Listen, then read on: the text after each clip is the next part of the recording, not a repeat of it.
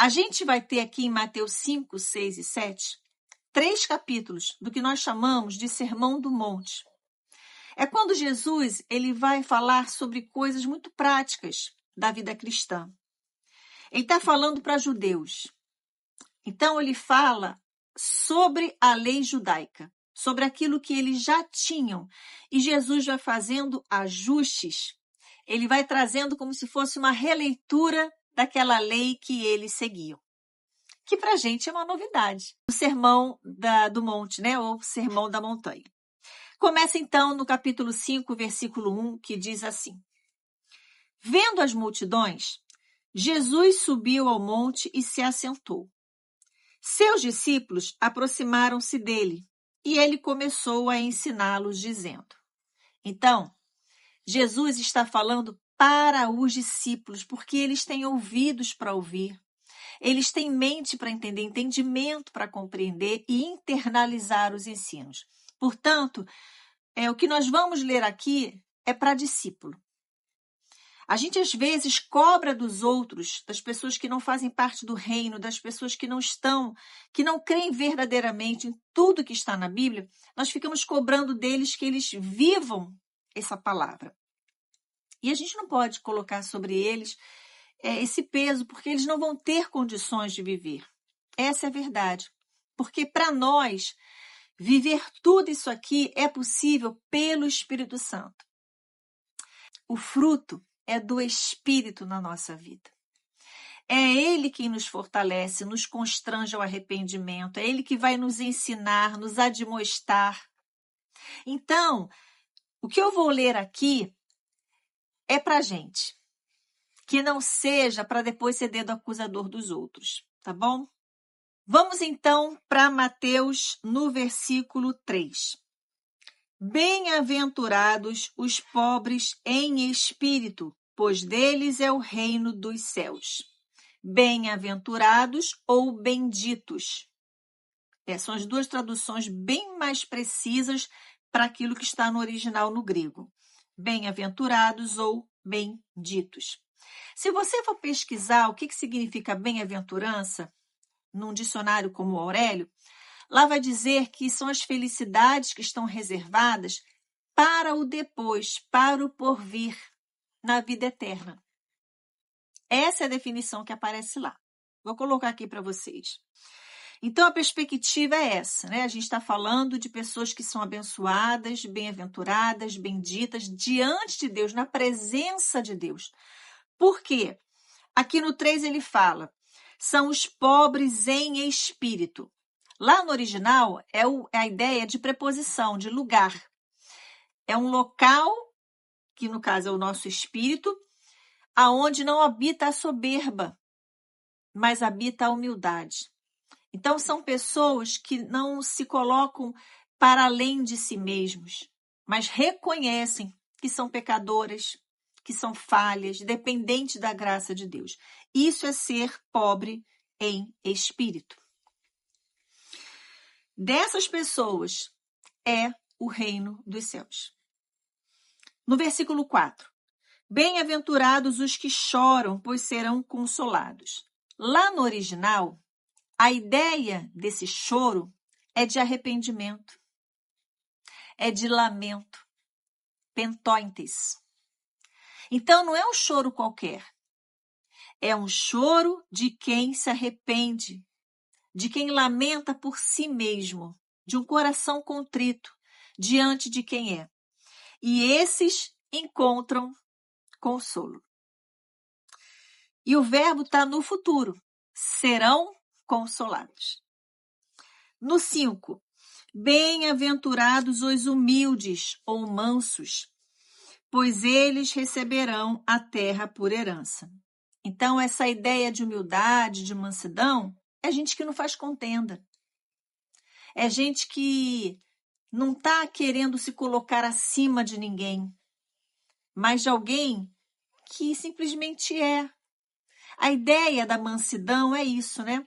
Porque quem não é manso é aquela pessoa que quer discutir, é a pessoa que quer se impor. Mas aqui a ideia é de alguém que se sujeita. Essa é a perspectiva aqui desse texto. E aqui diz que eles receberão a terra por herança. Também perspectiva futura, receberão. No 6, bem-aventurados os que têm fome e sede de justiça, pois serão satisfeitos. Olha isso, fome e sede da justiça de Deus, de não se folgar com a injustiça alheia. Eu acho isso tão bonito.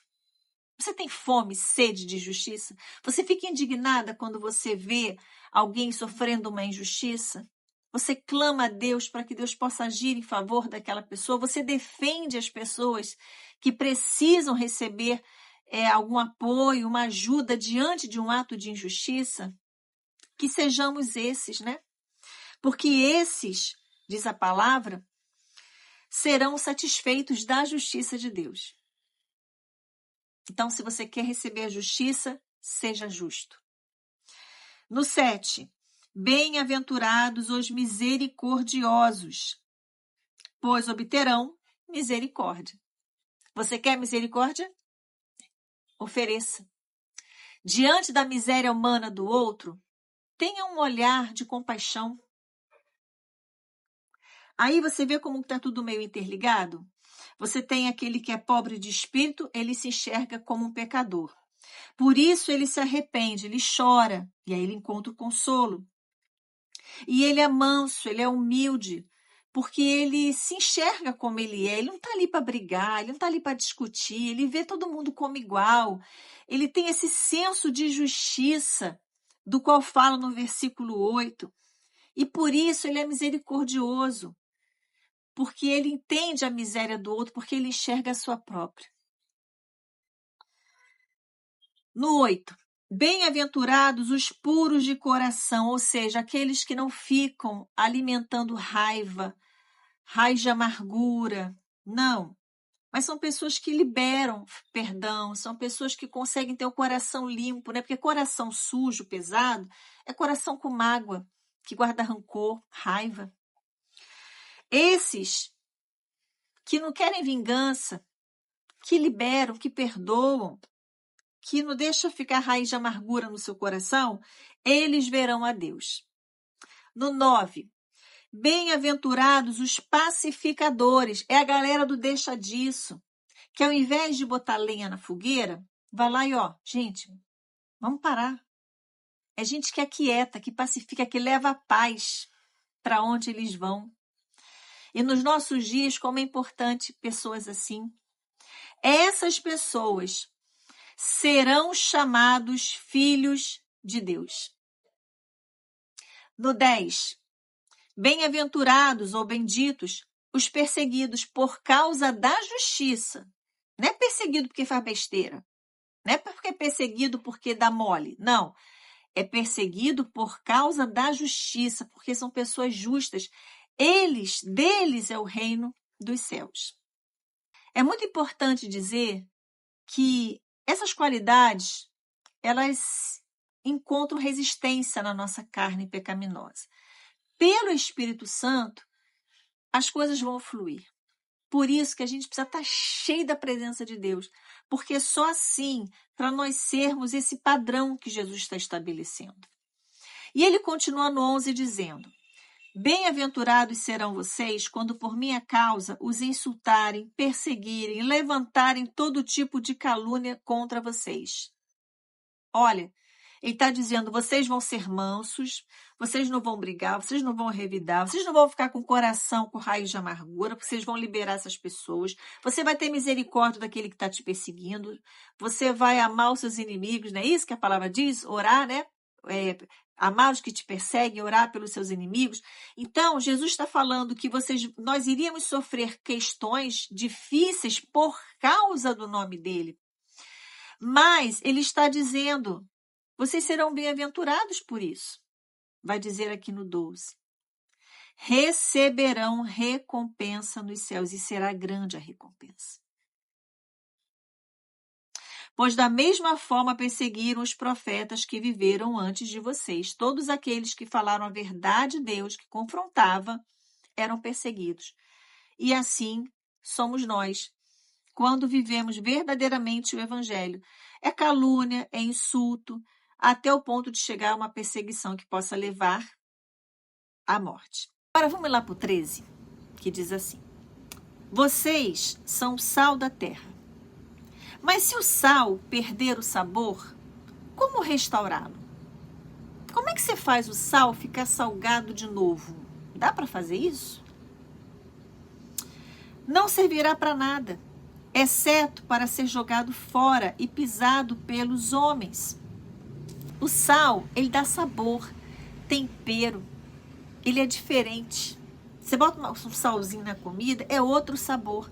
Nós temos que ser essas pessoas mansas, humildes, pacificadoras, com senso de justiça, de modo que quando as pessoas nos veem, as pessoas vão sentir o sabor diferente. Nos nossos trâmites do dia a dia, nos relacionamentos. Se nós não tivermos esse sabor diferente, nós somos como todos os demais.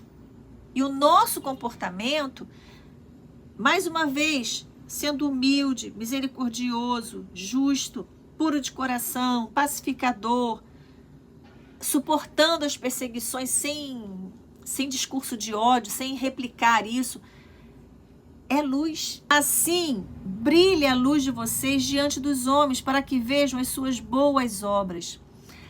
A forma como nós lidamos, como nós agimos, glorifica o Pai de vocês que está nos céus. Então, a luz de Deus, ela é refletida através das nossas ações e as pessoas vão glorificar o nome dele porque sabem quem nós somos. Sabem que aquilo que nós fazemos é um reflexo de quem somos na presença de Deus. É bacana quando a gente pode ver como o nosso comportamento, a maneira que nós vivemos, não vai refletir só no tempo por vir. Não vai só refletir quando nós estivermos nos céus, mas isso reflete hoje como sal e luz para essa terra. Porque se você não for pobre em espírito, se você não for do tipo que chora arrependido dos seus pecados, se você não for uma pessoa mansa, humilde diante das pessoas, se você não for essa pessoa justa, que clama pela justiça da causa dos injustiçados, que tem retidão na sua forma de agir, se você não for misericordioso, se você não for puro de coração, ou seja, sem qualquer mágoa, raiz de amargura, mas é uma pessoa com facilidade de perdoar, se você for pacificador, se você, diante da perseguição, você entender que isso é ser bem-aventurado. E aí você vai cumprir aquilo que foi ensinado. Eu vou ser capaz de amar essas pessoas e de orar por elas. Diante disso, nós somos uma luz para o mundo. Porque fazemos diferente na contramão. Aí nós somos o tempero e as pessoas vão dizer algo de diferente nessa pessoa. Na vida, no comportamento. E aí a glória é do Senhor, porque essas pessoas sabem que não é nós, não somos nós, não é mérito humano, mas é a presença do Espírito Santo de Deus na nossa vida. E se hoje tem alguma coisa daquilo que foi falado aqui, das bem-aventuranças, se tem algo que está faltando em você, não usa temperamento, personalidade como desculpa, não. Busca no Senhor. Pede para que o Espírito Santo te ajude a se moldar, para que você seja exatamente assim, como Jesus está dizendo que deve ser aquele que quer receber o reino, que quer receber, que ser chamado de filho de Deus, aqueles que querem estar diante de Deus, ver o Senhor. Então, não se acomode, nós não podemos nos acomodar, mas nós precisamos buscar por essa santificação. Porque aqueles que estão impuros, que estão sujos, eles vão se sujar mais. É assim que funciona. Vou botar aqui a referência do que está escrito lá no livro Apocalipse, no último capítulo, que fala exatamente sobre isso. Mas aqueles que estão se limpando, se purificando, se santificando, continuem a fazer. E isso só é possível pela palavra e pela presença do Espírito Santo. Aí, vem a santificação. É um processo. Pecamos? Sim. Vamos ao nosso advogado. Levamos a causa diante dele. Choramos de um arrependimento para que possamos encontrar consolo. É um choro de arrependimento, de lamentar pelos seus pecados. mas não de se acomodar, de fazer um processo de autojustificação. Ah, mas é porque a situação, mas é porque ele, porque ela, mas é por meu temperamento. Não, a gente aprende sobre si, e é importante a gente passar por esse processo de autoconhecimento, mas não é para a gente se acomodar, é o contrário, para a gente entender melhor o que eu preciso mudar e acreditar nessa mudança. Pedir para que haja esse moldar do Espírito Santo. É a gente não desistir da estatura de varão perfeito, Jesus Cristo. Espero que possa ter te ajudado esse estudo e busca o restante aqui no canal. Essa série eu tenho certeza que vai edificar muito a sua vida e a minha também. Tchau, fique bem.